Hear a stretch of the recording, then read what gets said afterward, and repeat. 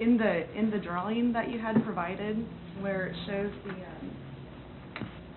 the gas truck turning in the template. I think it's a drawing.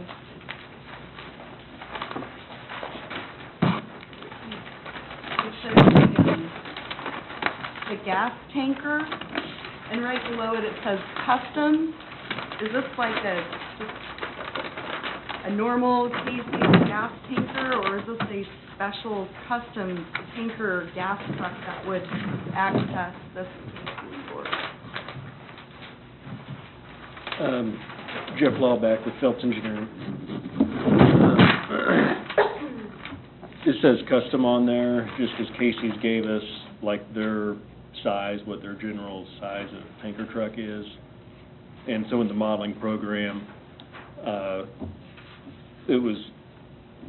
that's what we had put in there, to put the exact size of their tanker that they typically use, rather than like a WB 67 or some other standard size.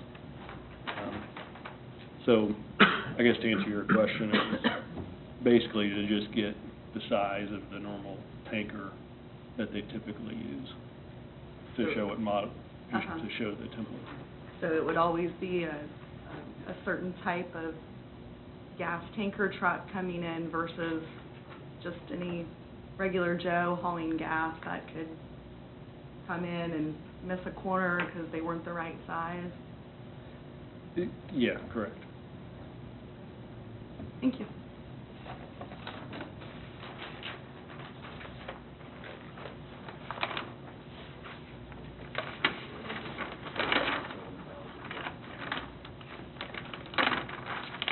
I guess another question I had as well. Noted in the staff report, an additional traffic study will be done. You know, it says something in here about the site distances will be measured correctly. Within that traffic study, is there, I mean, any concern or question as this section of land develops Madison Corner, and there's 2 additional tracks that are unplatted? Any concern that the traffic study may take into consideration additional traffic coming through? I'm not too familiar with what's all included in a traffic study. Hi, I'm Norm Bowers from Olathe. I did the traffic impact study on this, and one of the requirements in the study is to measure the site distance at the new driveways. And I took pictures in there, and it's about a half a mile each direction. And I thought it was pretty good, because it's real flat in there. Theoretically, you have to measure, you need 390 feet of site distance. So I'm going to go out in the morning and measure what it exactly is, but there isn't really any concern. It's just that they wanted that site distance on the record. Could I ask a follow-up question on the traffic flow there? Yes. Just so I understand the study, is your study saying that when this Casey's goes in, there won't be an increase in traffic predicted during these AM, PM peaks? No, sir, it was the level of service wouldn't necessarily change. That intersection has an issue with the eastbound left turns. Yeah, exactly, that's what I'm thinking. Is where the issue is. Yeah. So, and it has one now, it'll have one afterwards. Casey's, a service station like this has about 66% of the traffic in the morning is just pass-by traffic anyway. I mean, people don't drive a long ways out of the way to get gas.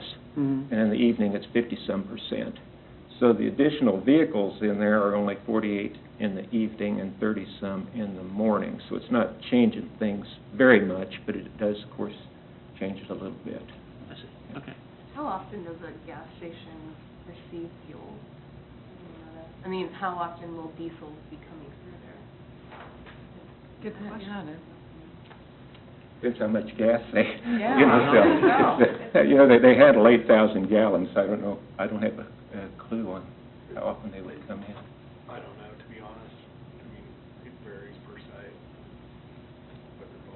No reference from the other Casey's that's similar on the other side of town? Do you know anything about?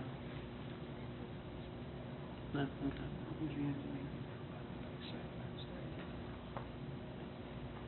You ought to have Jeff ask so we could find that out, though. That is an interesting question. It's not very much. It would be kind of interesting. I agree with you, I'm worried about like the diesel, like trying to get through there, and then if they continue to develop something else in there. Yeah. Definitely worth additional follow-up, I think. How would we go about getting that followed up on? What we can do is, you will see the site plan and the final plat next month, Okay. and we can ask Casey's for some sort of estimate on that, and include that with your staff report for the site plan. Great. So if a stoplight is needed sooner than anticipated, who assumes that cost? The city? The city would put in the traffic light. We have that budgeted. No, talking with the city engineer, you can do the traffic studies. I mean, this intersection is a level F already, and so it's not really making a change at this point, and it's hard to pinpoint who to pin who pays for the traffic signal on.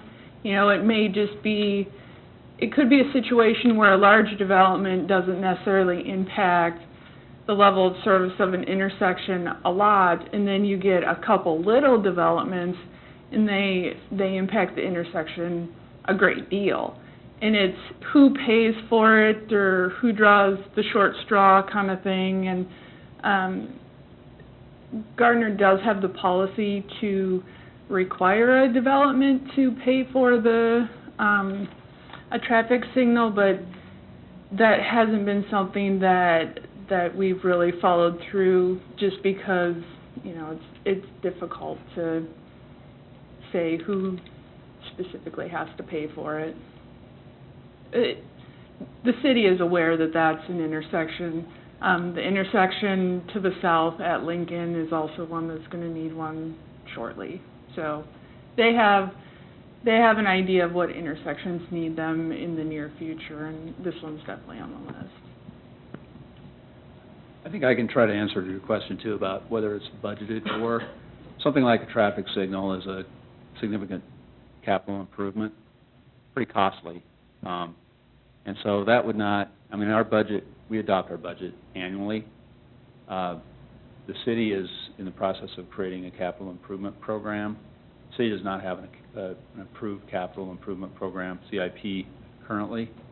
But the idea of a capital improvement program is you anticipate those significant investments, and you put it on a 5-year plan, and there are certain things that you pay for in each of those years, and that's evaluated annually. So that's the way that type of thing would be considered. So this would very likely go on that CIP, Capital Improvement Program.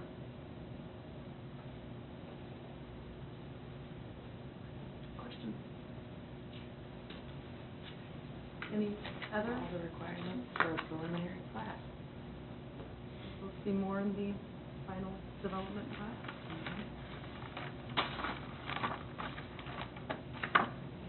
I'd entertain a motion on this item if there's some other discussion.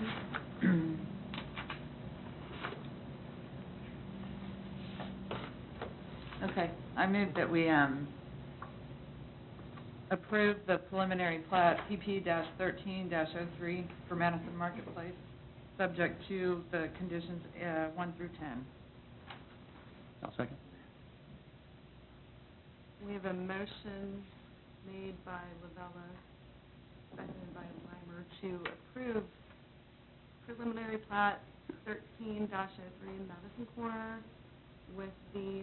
Can I jump in before you? Yeah. You said Madison Corner, Madison Marketplace, just want to make sure. Madison Marketplace. You said Madison Corner. Madison. Commissioner Lavella said, yeah, that's That's what I meant. okay. We just want to be